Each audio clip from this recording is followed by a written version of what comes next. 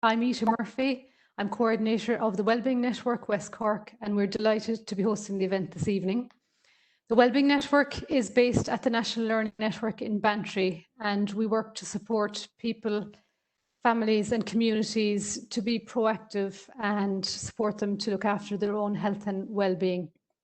We work closely with the HSE Health and Wellbeing Services in Cork and Kerry and the West Cork Development Partnership. The reopening of schools has featured so heavily in the media over the last week, certainly, but over the last couple of weeks. I think it's fair to say the country is kind of waiting to see what happens as nearly 1 million students return to school over the next week or so. But we want to take a different approach to the discussion tonight, and we want to talk to you as parents and caregivers about how you can support your children and your teenagers in this return to school, and also how to look after your own well-being. It's a very different return to school with all the new, I suppose, procedures and protocols that will be in place on the basis of public health advice. It's also a very long gap after the return to school compared to the normal summer holidays. It's been nearly 5 months since schools closed in March. So I suppose we want to just give you some tips and hope to give you some practical advice this evening for yourself and for your children around this time. In the media yesterday, I was just looking at something. There was an interview with primary school kids in Dublin, and one of them, I think she was a 6-year-old, she said, I'm really looking forward to starting because I think my teacher is going to have a big party on the first day, but it'll be a socially distanced party. So that made me laugh. But the second comment, or the second student, it was a 10-year-old that really jumped out at me. She said, I'm very nervous about returning to school, but I'm also very happy and really excited about it. And I think that sums up well the kind of mixed emotions around the return to school this August, September, and maybe what we're all feeling as parents and caregivers, as teachers, as principals, and of course for the kids and students themselves. So just a little bit of housekeeping before we kick off. So to you as an attendee, you should have a grid somewhere on your screen, a little icon of a grid, so you can choose to watch the seminar with a grid of all the panelists, or else choose speaker view, where the person speaking will be on the big screen with the panels below. I'd advise the grid might be a bit easier because we'll have a Q&A section later on, and you'll be able to see all the panelists at once. So the Q&A, that's an option there on your screen, so you can type in questions to the panel, and we'll try and address as many as we can towards the end of the event this evening. Could I ask that you put the questions into everyone? You have the option of typing them into a particular panelist, but I'm going to be picking up the questions and forwarding them on to our MC for the evening. So if you just put them into the everyone box, and if you want to direct them to a specific panelist, just put their name beside them. During the event, I'll be looking down and forwarding on the questions to our MC, so I'll be picking up those questions that come through. Just one more thing, if for any reason you as an attendee, if your connection drops during the event, you can just go back to the link you were sent and reconnect and rejoin us. So don't worry if the broadband goes down or anything like that. So I'd like to introduce our panel for this evening. We're joined by Sarah Buckley. She's the principal of Scoil Community College in Scoil. It's a mixed secondary school with 370 pupils. We have Bart Harrington, who's the principal of Scoil na Buckley. It's a primary school for boys in Clonakilty, and they have 267 pupils there. And we have Nollaig McSweeney, and Nollaig is a DBT behavioural therapist, and she works with kids and adolescents and their parents through periods of stress and anxiety. Our MC for this evening is Sean Mahan. Sean is the Managing Director of the Southern Star newspaper in Skibbereen. He's also the Chairman of the Board of Management at Leap Primary School, and he's coming to us this evening from the Southern Star studio in Skibbereen. So I'm going to hand over to Sean, our MC for the evening, to get things started. Thank you. Thank you, Ita. Thank you for that introduction, and thank you for inviting me to be the MC for tonight's event. I think it's a fantastic initiative that Wellbeing West Cork are hosting this evening, so well done to you and to your colleagues for pulling it together. As you can probably all tell by my grey hairs, the joy of returning to school is becoming more and more of a distant memory for me. I think my trauma mostly came about from the fact that I'd had about 8 weeks off for holidays, but still managed to leave my homework to the last night before going back to school on the Monday. But in all seriousness, though, I think returning to school can be stressful for parents and children, and of course teachers too, we shouldn't forget, under normal conditions, under the best of conditions, but especially during these strange times that we're living through, which is why I think tonight sharing any advice from our expert panel is even more important than ever. And speaking of our panel of speakers tonight, I just want to extend our thanks in advance to you all for taking time out of your very busy schedules. I know how hard you're working at the moment to get ready for school in the next few days. And also say thank you to everybody who's come online tonight to watch this webinar. We hope that you find something useful within it. We're sure you will, and you can get some takeouts and some little tips and bits of advice that you can take back to home or back to your own respective schools. As Ita said, I have an interest in tonight's thoughts from our panelists because I'm wearing a second hat, my chairman of the Board of Management of LEP School. I know that our own principal has been working very hard herself to get the school ready. So I really do think it's something we should be very appreciative of all of our people in education who are working so hard to get things ready for our kids at the moment. I'm also a dad too, so I have 3 children returning to school next week. Hooray. We have one going into 5th class. I have one starting secondary school, going into 1st year, and I've got one going into 6th year and doing leaving cert. So we have the full spectrum across our household this year. So I'm going to be looking for some help and some advice from you guys tonight. And just before we start, I'd just like to give a mention to 2 overseas attendees that we have for tonight's webinar. My 2 sisters in the UK. We're fully international tonight. So my sister Siobhan and my sister Victoria are online. They're both mums themselves. They've both got girls going back to school in the next few days. So hopefully we can give them some tips as well. I'm going to stop waffling. I'm going to get the ball rolling. Sarah, if I may, I might come to you first and ask you just to talk generally for a few minutes. Around our first question, which is kind of a 2-part question. What preparations at a general level are you making in your own school for the return of your pupils? And I guess the second part of the question will be, what kind of advice are you giving to parents to prepare themselves, both themselves and their children, for going back to school in the next few days? Okay, thanks, Sean. Look, I suppose a lot of the things I'll talk about are very general, but they're very common to a lot of schools because we have got guidelines and a roadmap from government. So I suppose it's 2 major things. It's maximising distance between teachers and students and between the students themselves, and then minimising the movement of people in the building. And at post-primary level, that's a little bit more complicated. You know, in primary, I'm sure Bart will talk about pods, but we can do some things in the school to support that. So one of the things we're doing is we're moving to student-based classrooms, which is a change for us. So what will happen is buildings will become zoned. So students will move within a smaller zone than they would normally. Generally speaking, we did every 40 minutes, we'd have a huge movement. You'd have 370 plus people on the move every 40 minutes. And that's going to be limited now. So they're moving within a couple of rooms on one corridor. So that's one thing. We're setting up our classrooms where we can give the maximum amount of space between desks.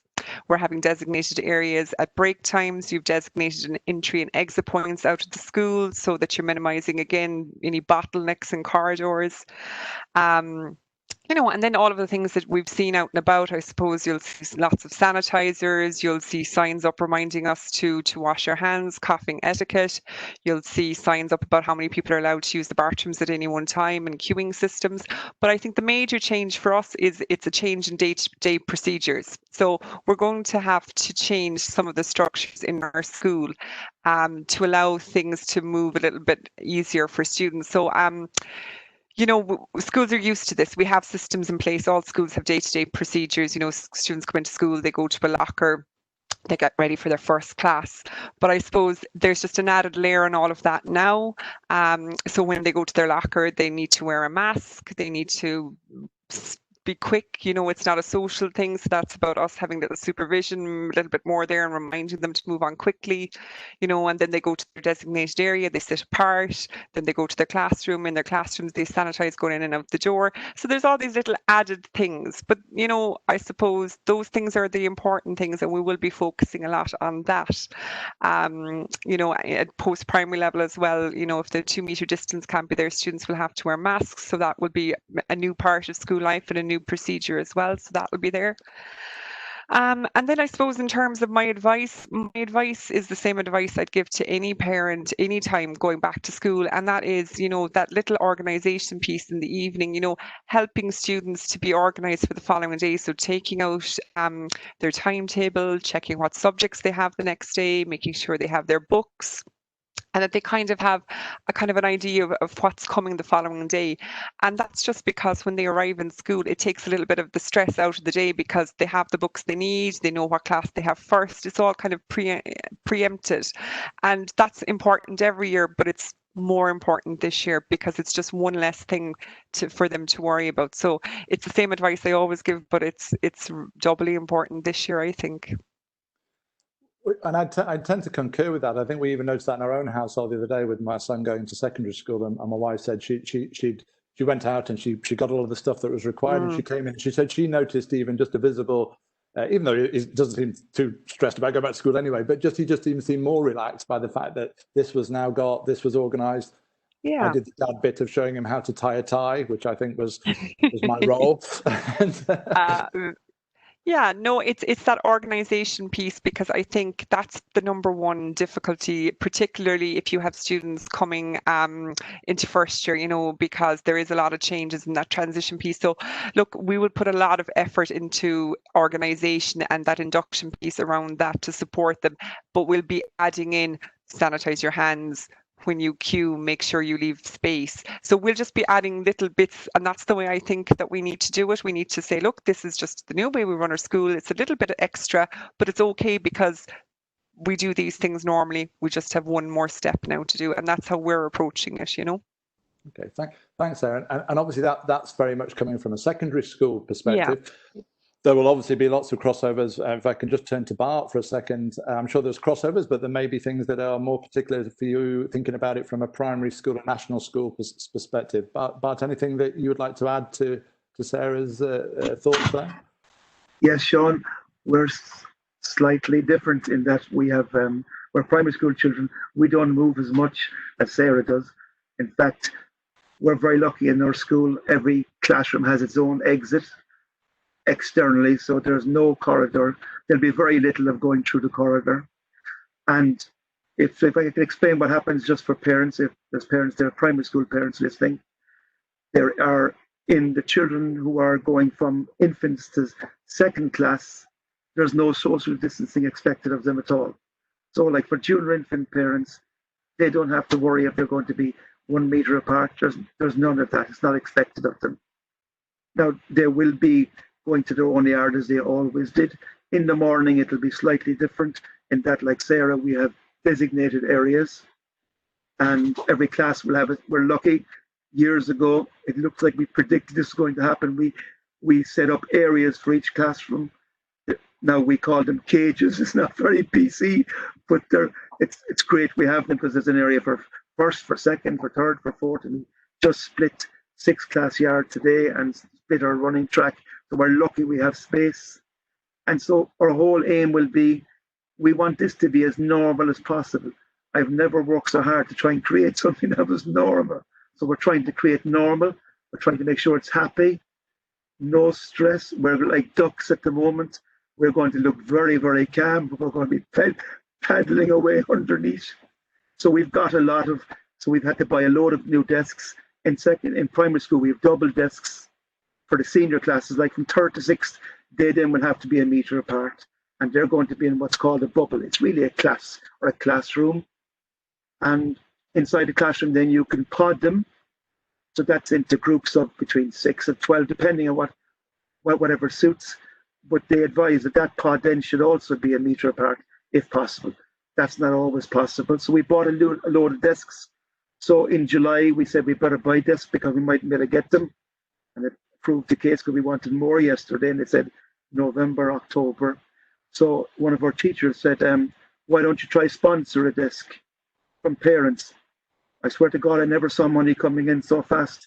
Parents want their children to go back to school. Really bad, definitely. I mean, it was fantastic support, and from people who are not even parents. So we have lots of things like that. The main difference will be probably for parents visiting schools, it won't be as easy. And that's probably going to come up later on. I don't want to be taking things. I'd say that's mainly it. But I'd say just for them to relax and say, everybody wants this to work. Teachers want this to work especially, and everybody really wants to come back. We've had enough of Zoom, of Aladdin. We want this to work, definitely. And I think that's probably a good point you make there, Bart, that there's probably a danger that children are generally fairly resilient part of our species, and it maybe tends to be us as adults that can tend to over-egg things sometimes. Yeah. And I think guess as adults and as parents, we mustn't expect that everything's going to just fall into place instantly on day one and day two. I'm sure you guys don't, because this is going to be an iterative process. It's evolving. You're dead right. I wrote to parents yesterday. I said, this is not going to be as perfect, but it's going to be as good as we can have it at the moment. And we're going to make mistakes, and everybody's going to make mistakes. Right? If everybody wants it to work, and that's going to be children too, I think it will work. Mm-hmm. I'm looking forward to it. I wish this part of the time was over, so we were back. Mm-hmm. I think it'll go well. Yeah. So a good piece of advice for maybe as parents will be to try and keep a cool head, relax, be supportive, relax, be calm. Yeah. And trust your teachers and trust your schools. Yeah, I think that's good advice, and then the whole thing should come together. That's great. Thank you. Thanks, Bart. Yeah. Thanks, Sarah, for that first question. Nolig, if I may turn to you with our next question, and which is generally what kind of concerns in your practice are you coming across at the moment, and obviously during these current times, from parents and maybe children or adolescents? Any specific type of concerns? And what kind of advice would you give to parents at this time who may be stressed or even overly stressed or more stressed or worried than normal? Thank you, Sean. I suppose in my work, what I'm encountering young people who are predominantly looking forward to going back to school. They want to see their friends. They want the structure. They want a bit of normality back. While at the same time acknowledging this year is different, they've been off for much longer, which means it's harder to adapt back, and school is going to look very, very different. So I suppose in my work, where I'm encountering most of the fears and worries is parents themselves, and understandably so, because I think the world has turned upside down in the last while, and we're navigating a very different, but at the same time similar return to school. And I like what Sarah and Bart are saying, this is the usual return to school with some added extras. So kids are quite receptive, I think, and are up for making it work and getting back and getting their routine. And most important thing for them is seeing their friends. So I suppose in my work, it's trying to support parents to, speak about the positive aspects of going back, to speak in terms of safety. These added measures are about safety and how we talk to kids, moving away from the fear mongering that we often see in social media, that, virus and death and whatnot. Kids will respond much better when we talk in terms of we're doing these measures for people's safety, for our safety, for everybody's safety, and taking, I suppose, the need to do the extra measures seriously, but low key. And the key thing I would say to parents is low key. And that isn't about parents not being stressed. Parents are, of course, stressed, but sending that energy to other adults, speak to partners, friends, other adults, rather than, I suppose, putting it onto the kid accidentally, usually by overly focusing on the dangers, the risks, and the what ifs. I think we need to be very, very careful about what ifs. And one of the big what ifs I'm coming across from parents is, well, what if the schools close again in 2 weeks, and what's the point? And my key message there is we go with what we know right now, which is schools are reopening, schools have guidelines, they are abiding by them, and they will do their utmost best to keep everybody safe. And we just need to go with what we know right now and steer away from the what ifs and leave it to the procedures and the schools to manage whatever may come down the line. I think that probably sounds like very, very good advice, and I know we were chatting just before the session started, and kind of you made the point that it's a little bit like being on an aeroplane, and we didn't realise there was a connection to masks here, but obviously the masks on an airplane, the advice is to get yourself sorted as an adult first, so that you can do the best to help those around you. And I think, is there anything that you would advise people on the webinar tonight in terms of, do we sometimes forget as adults and parents to look after our own health mentally and physically, so that we are in the best place to be calmer and not as agitated or stressed?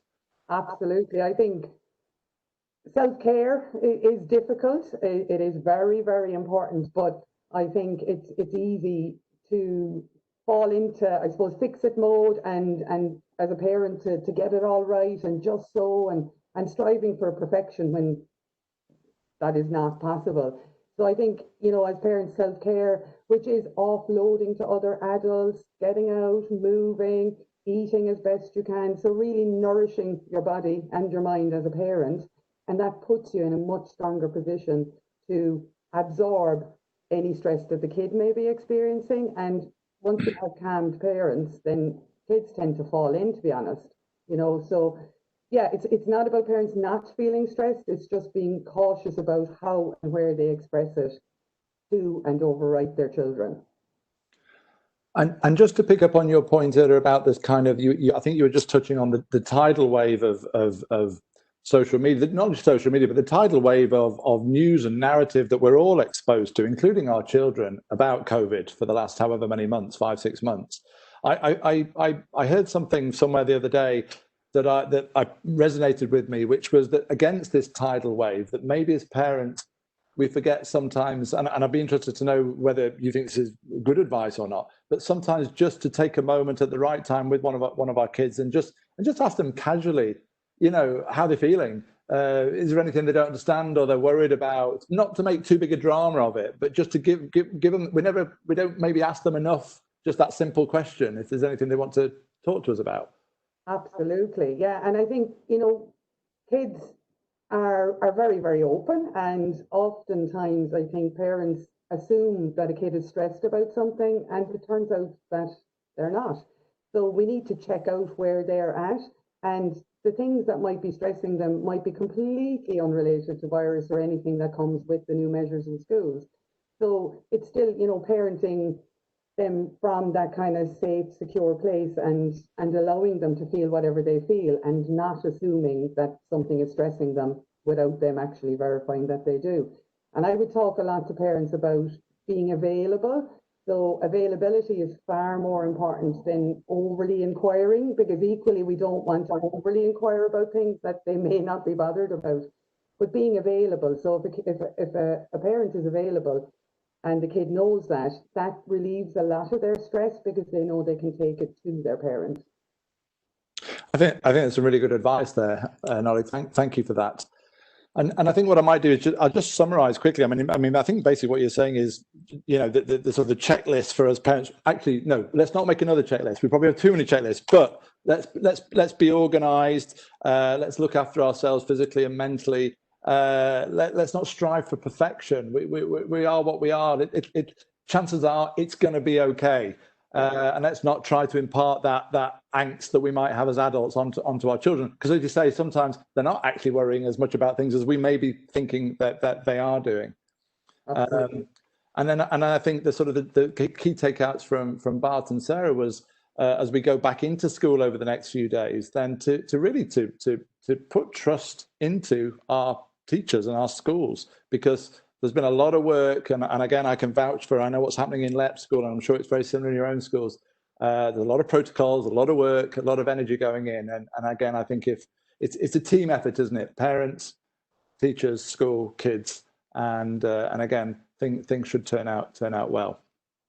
So I think that probably brings us just to the end of the first part of our session, and I know that we've had some questions fed into us in advance of tonight's webinar, and I know that we're getting quite a few questions coming through actually during the webinar now. So I think what we're going to do is try and feed a couple of those into our panelists, and again, ask the panelists just to give us an answer, but please, the other panelists, feel free to come in on the back of that answer if you want to add something or add your own perspective onto it. Again, I might come to you, Sarah, if that's okay to kick off this part.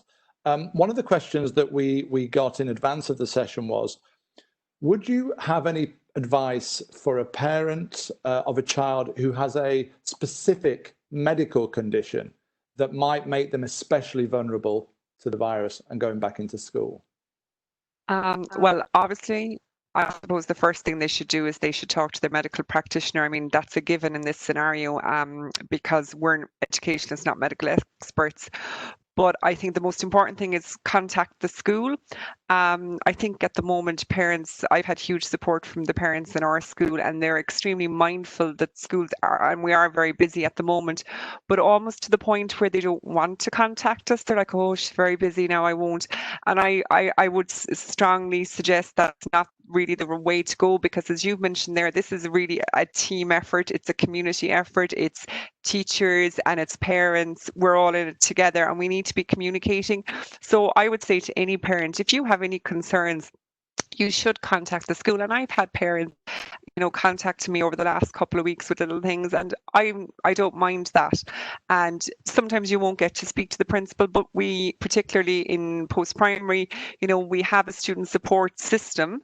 We have tutors, we have year heads, we have chaplains, we have guidance counsellors. There's a lot of people on the ground whose part of their job is to do that communication piece with parents. And it goes back to what Nolik is saying, if parents have anxieties or worries, they can't support the children as well as they could unless that's dealt with. So sometimes talking to the school can really alleviate those worries. And then in terms of what, there's no school out there who doesn't want to give 110% to any parent. There will do whatever is possible, and if they can do something, they'll say that too. And there's lots of options there, and it could be some parents just need reassurance, and then it could be such that some students actually have such high level of needs that school isn't perhaps a runner. There's all different types of vulnerabilities, and if there's a medical practitioner saying that school is a risk, then they are particularly, I suppose it does mean going back to the online thing, but it is an option, and it's something we're really focusing on the moment. Is we use Microsoft Teams, and we're going to be starting that from day one. We're going to be doing concurrently. We're not waiting for shutdown to start using IT.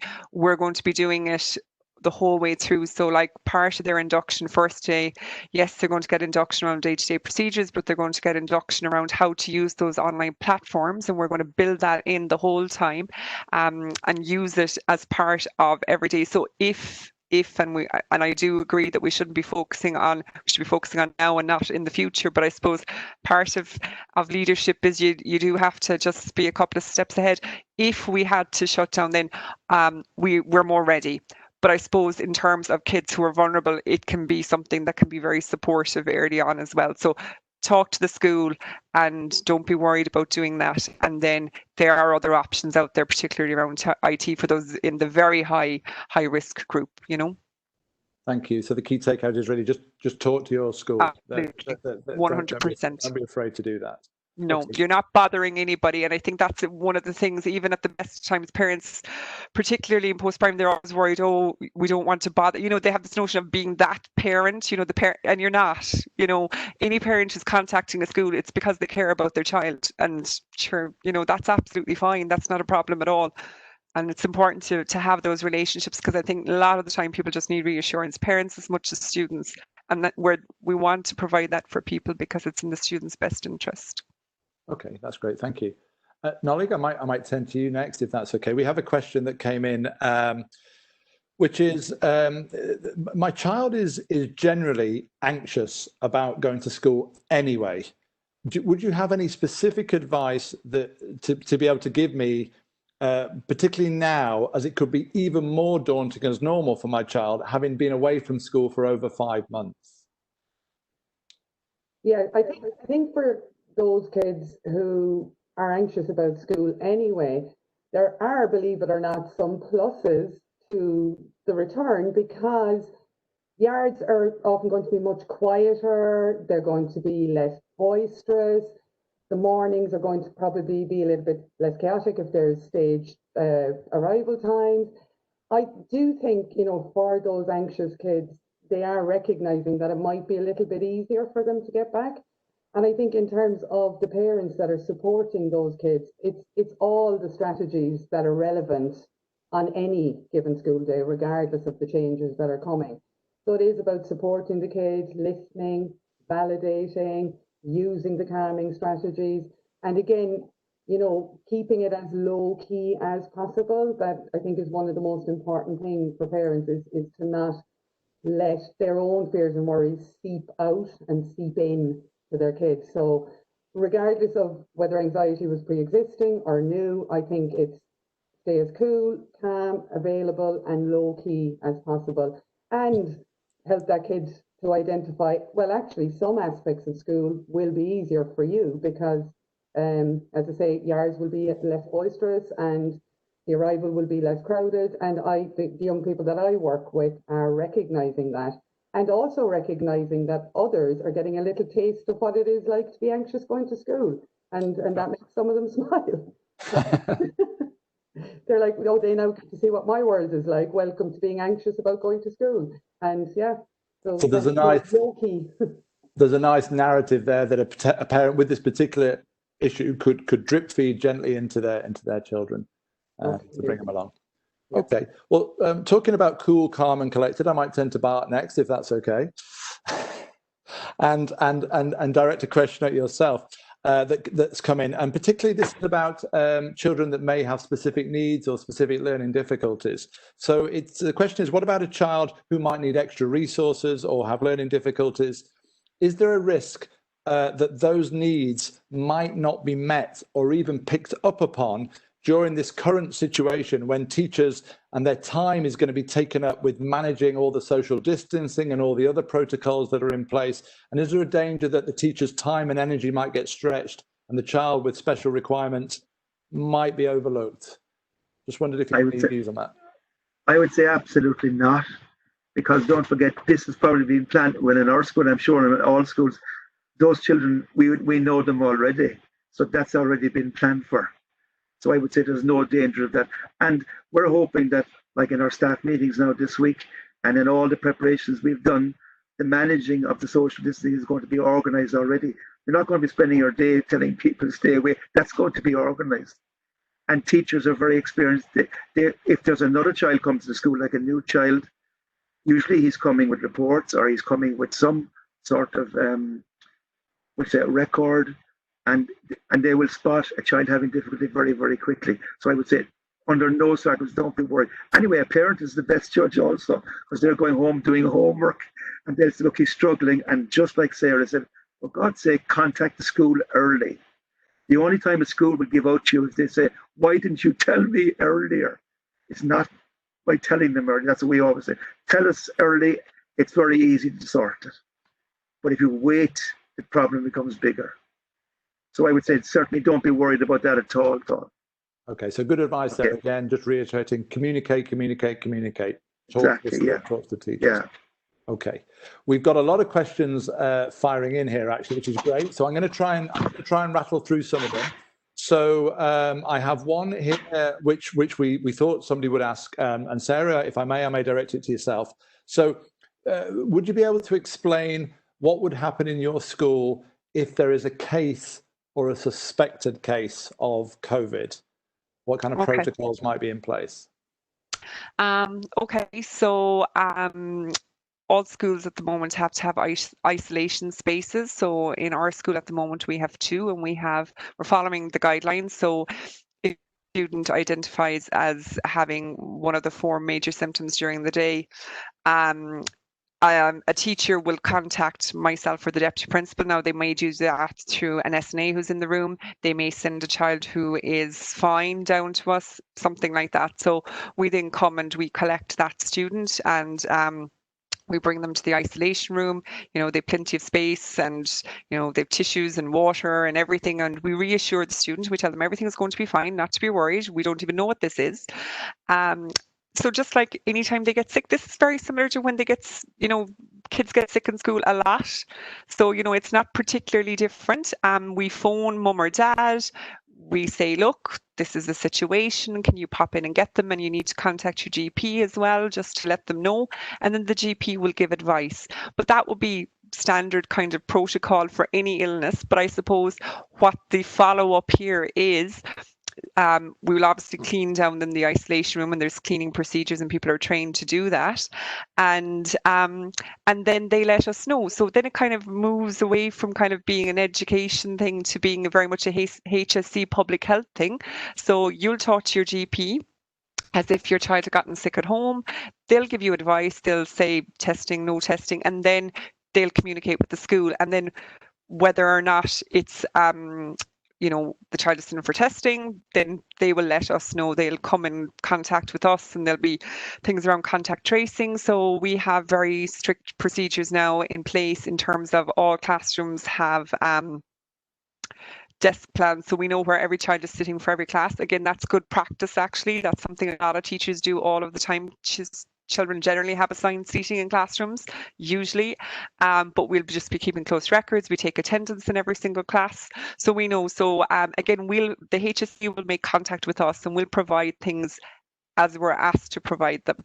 And then, if there's a case, they will give us advice as they would in any kind of scenario there. So really, again, I go back to this thing of, it's not really that different. It can sound very scary, and you're saying to a child, we're bringing you to the isolation room. That's a very scary thing, but it's not. It's just, I'm popping down because you're not feeling well, and I'm going to get your mum and dad to come in and bring you home.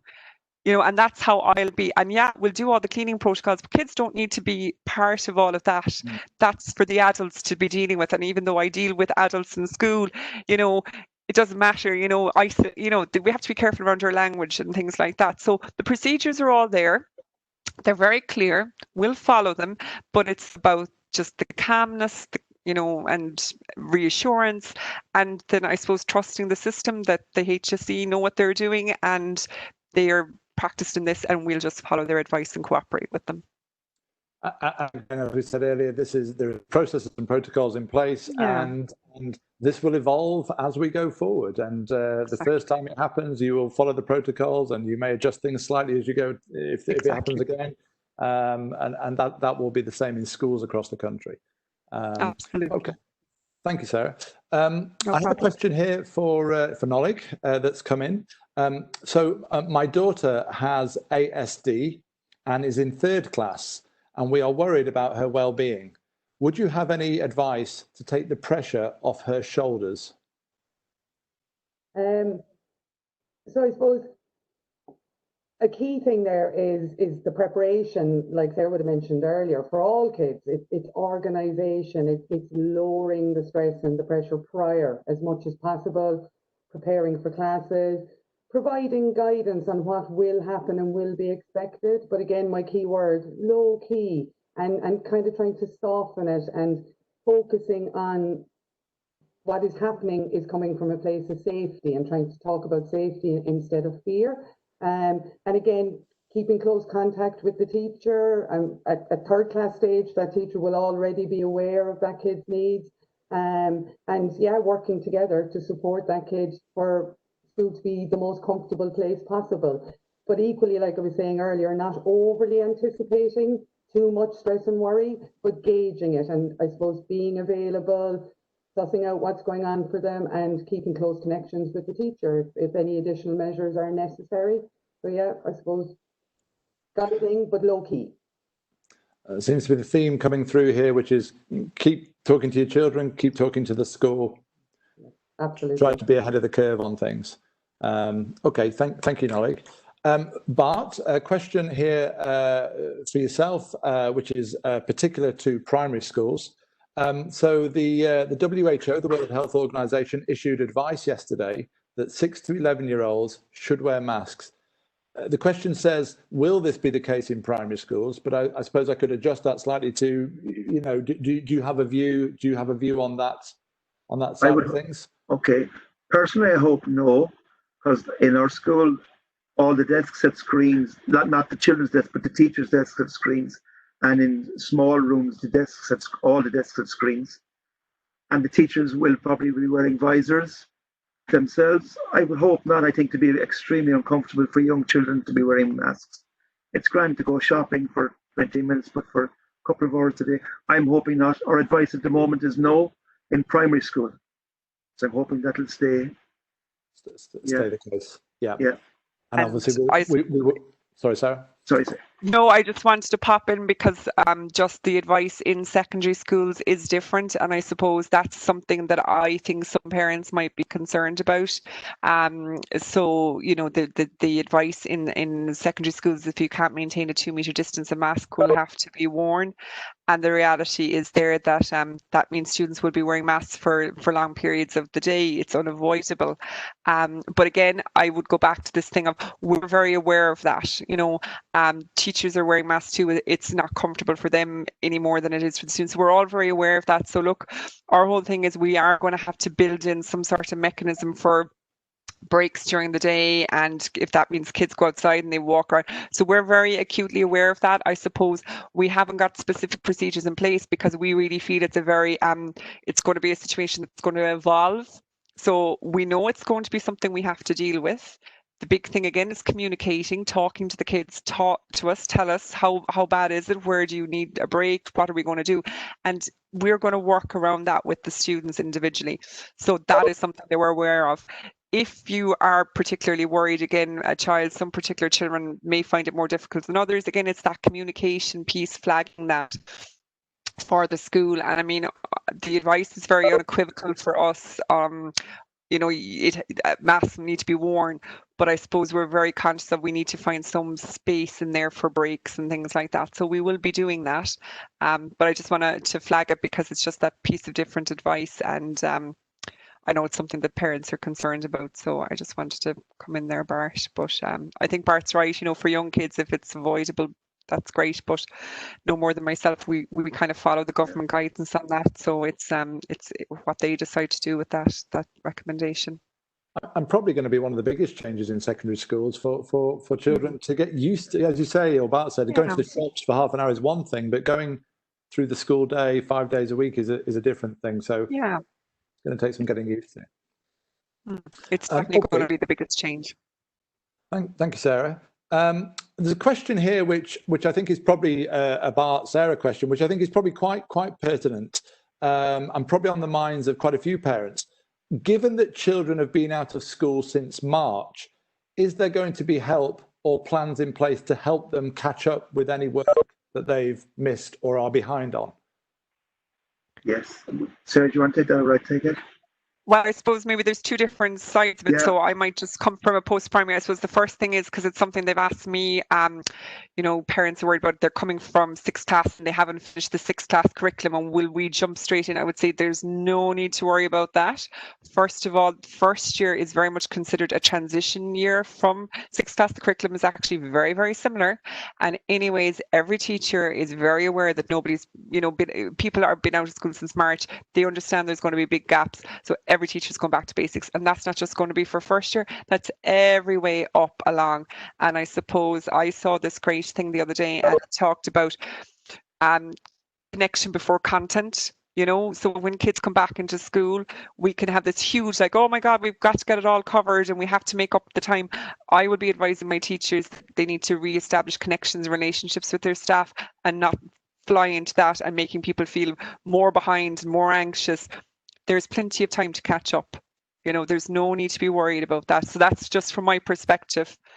Bart, you probably something. No, I'd say almost exactly the same. And the department have sent us curricular guidelines, and the first part is just take your time. Don't forget, the first thing that children are going to have to get used to is not only teachers, it's each other. And that's probably the thing they're most looking forward to, and probably then we think they're anxious with as well.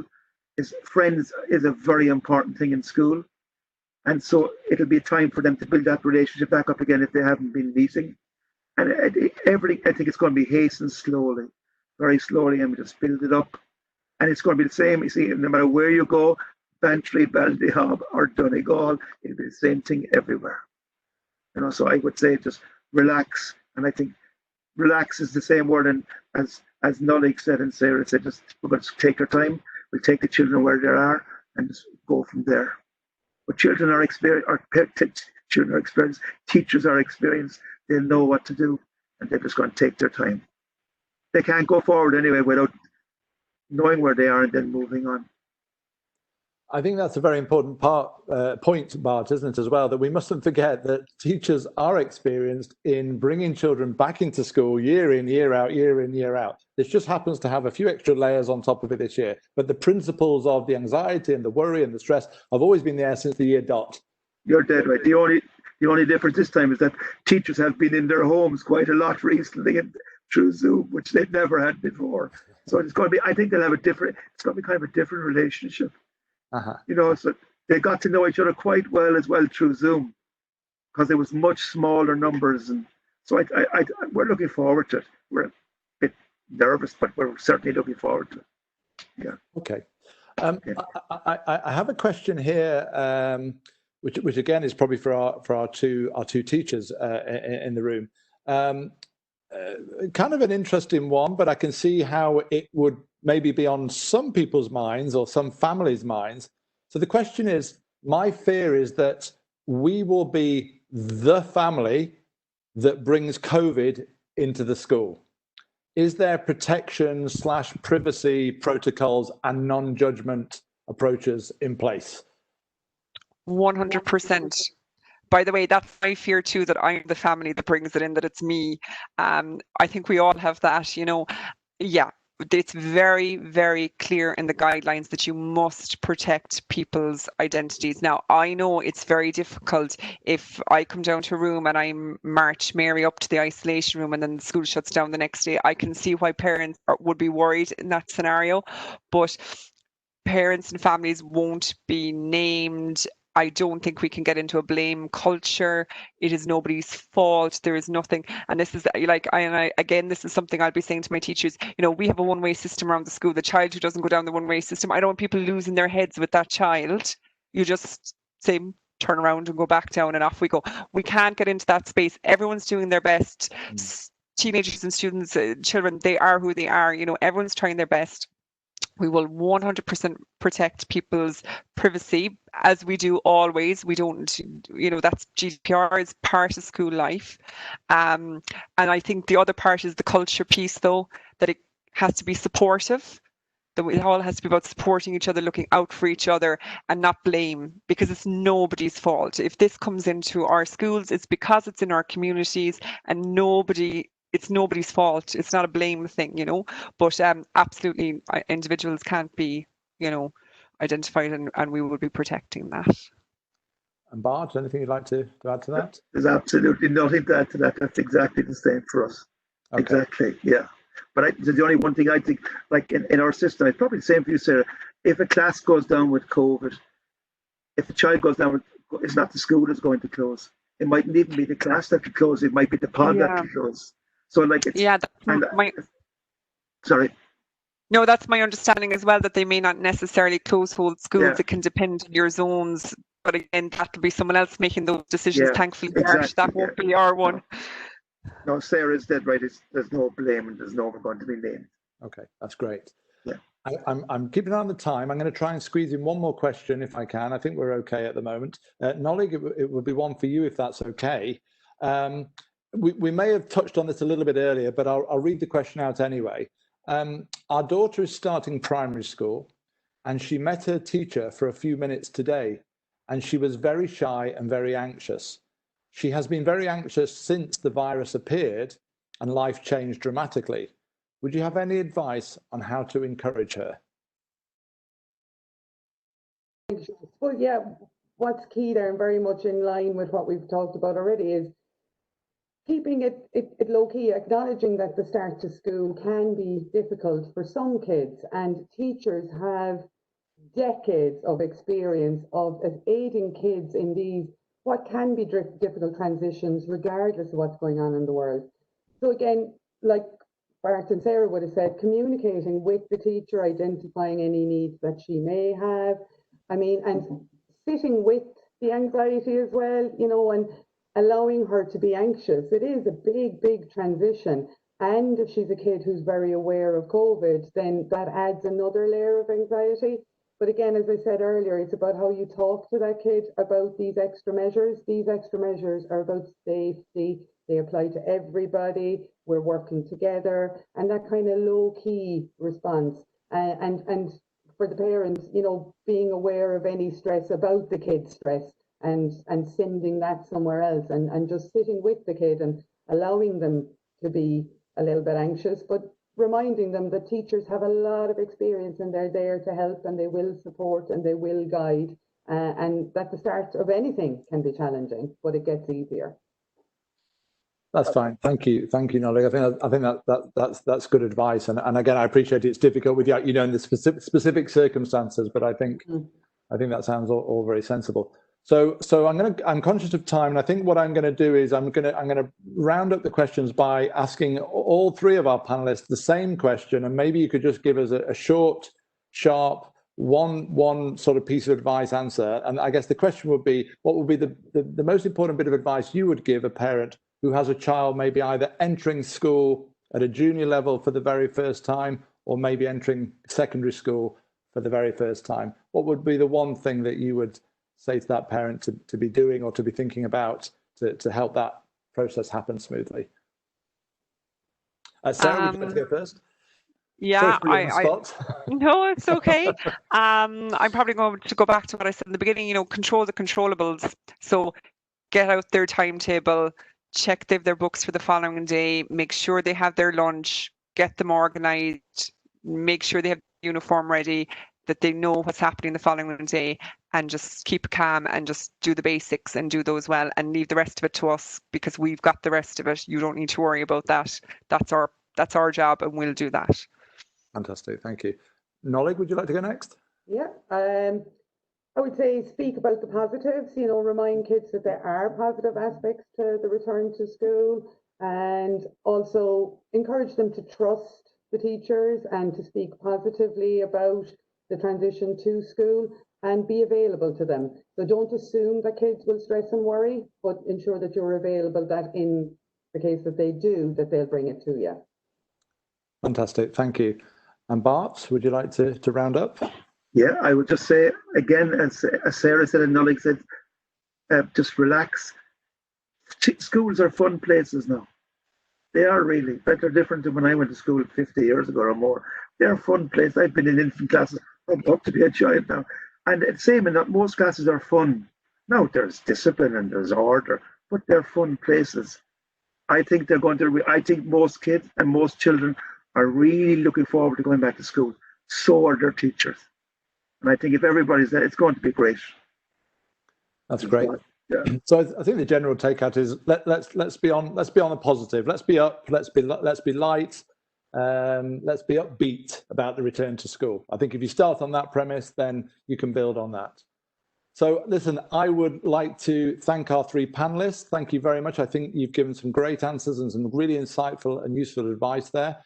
I'm now going to, because I'm conscious our hour is nearly up, so I'm going to hand back to our host, Ita, at Wellbeing West Cork, and I think Ita is going to just close with some closing comments, and I'll sign off as your MC for this evening. So thank you very much. Great. Thank you, Sean, for doing a great job of keeping us on track this evening and getting a very lively and interesting Q&A session going at the end. So I think there's some great tips that can be taken from the discussion there. I have a few thank yous, but just to the participants out there or our attendees, could you just hold on for maybe another 2 or 3 minutes, because I'm going to finish at the end with some key tips for yourself and your own well-being. So some takeaways for you. So look, just to thank our panel again this evening, to Sarah, to Bart and to Nolig, for giving their time and their expertise, not just this evening, but in preparation for this event. And just to mention Nolig's practice, you can find her on Facebook. So if you look up Nolig McSweeney at DBT Therapy, you'll find her there. So if you have anything to follow up with on there, you'll find her. So again, thanks to our panel and thanks to Sean for your time and your contributions this evening. I want to thank my own colleagues in the National Learning Network in Bantry for their support of the event. They're also opening a centre for learners, but they would train adult learners with various different needs and requirements with a number of courses. And they also run a focus programme in the centre in Clonakilty for people who maybe had a setback and so on and want to go back into learning and training. So they're going through all the stuff that Bart and Sarah are going through at the moment. So I just want to thank them and acknowledge their support. I want to thank the Family Resource Centres who helped us to promote this event, and they're a great resource for families and for communities. They have family support workers and they do programmes and events.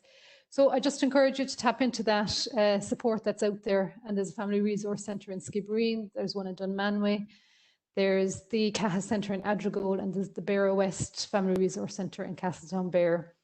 A big thank you to Davidas, and I'm sure that comes from all our panel who looked after the technical support this evening and made it all very easy and seamless for us.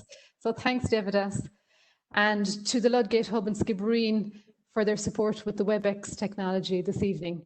I just want to mention the event this evening has been recorded. So for any of you who maybe weren't able to join in time or had to leave, or if you know of people who wanted to come and listen tonight but just weren't available, that will be available, and I'll let you know how to access that. As I said at the beginning, the Wellbeing Network West Cork is all about supporting people and families and communities to look after their own well-being and keep themselves well. And there's information, all of that, on our website at thewellbeingnetwork.ie/West Cork. But one of our core approaches in terms of, I suppose, supporting people to look after their own well-being is an approach or a framework called the 5 Ways to Wellbeing. And there's just a few tips in there I'm going to leave you with. It's really common sense stuff, but I think common sense isn't often common practice. We often know how we should be doing, and it's hard to find the time to do it. So I'm just going to leave you with a few key tips around the 5 Ways to Wellbeing. The first is connect. And I'd like what you said there, Sarah, that you're talking to your teachers and the kind of approach is connection before content. So, you know, it's about making the time to talk to people. I think we're all over connected in terms of social media and news that's coming at us, but it's that real connection with your family, your friends, your network, with the schools and the teachers to support your kids. And that's really important. The second one is to be active. We all know exercise is really important, but be active in terms of well-being is more about getting out for that walk in the evening, doing a bit of gardening. If you cycle, run, it's not about, you know, I have to do so many minutes physical exercise every day. And I suppose my key tip here is don't be too hard on yourself. If you don't get out this evening or tomorrow evening, there's always the weekend. If you keep beating yourself up about not doing the run or whatever, you know, you won't feel positive about it. So whatever you can do, a few minutes, try and make time to get out. I think we're all so busy in our own lives, keeping the show on the road, that sometimes we just don't make that time. So even if it's a few minutes, try and get out and be active. When you're out there doing your gardening or your run or your walk, a key tip around health and well-being, and particularly mental health, is to take notice. So try and let the stresses and the worries of the day behind and not think about what's coming up when you go home or tomorrow. So try and just enjoy what you're doing, enjoy the birds, whatever it is when you're gardening, if you're on the beach, you know, what's around you, the water lapping in. So try and be just in the moment. I suppose there's a lot of talk around mindfulness, but you can be mindful in just doing the everyday stuff, going outside for a walk, doing the gardening and so on. The fourth way is give, which is simply about being generous with your time and giving. I think we all inherently know there's a great feel-good factor when you help somebody out. So if you give a bit of your time or be generous with somebody, that can really make you feel good as well. And I think at this time, if you're a parent and you know of other parents who are very anxious about the return to school, maybe pick up the phone and talk to them and you'll feel the better for it as well. And the final one is to keep learning. I think we've all learned medical terminology we never knew we needed to know in the last 5 months. We've also learned a lot of new technologies around communicating through work and with our friends and online. But in terms of health and well-being, if there's something you really enjoyed doing, be it photography, playing guitar, something you really enjoyed, maybe pick that up again and relearn it. If there's a course you've thought about doing, even a short course online, try and make the time for that. Or in work, if there's something you wanted to do, a training day that you're just not finding the time for, just try and make the time and give a bit of time to yourself. And that's proven to be a really good way of improving your own health and well-being. So with that, I'm going to leave you thinking about your own well-being. We've been talking a lot about your kids, so have a think about yourself and giving a bit of time to yourself. And I know Nolik said it a number of times, you know, when you're in a good place and when you're calm, it communicates and transfers to your kids. So I think your own well-being is really important. So I'd like to leave it there. I want to thank you all for joining us this evening and wish you very well and good evening.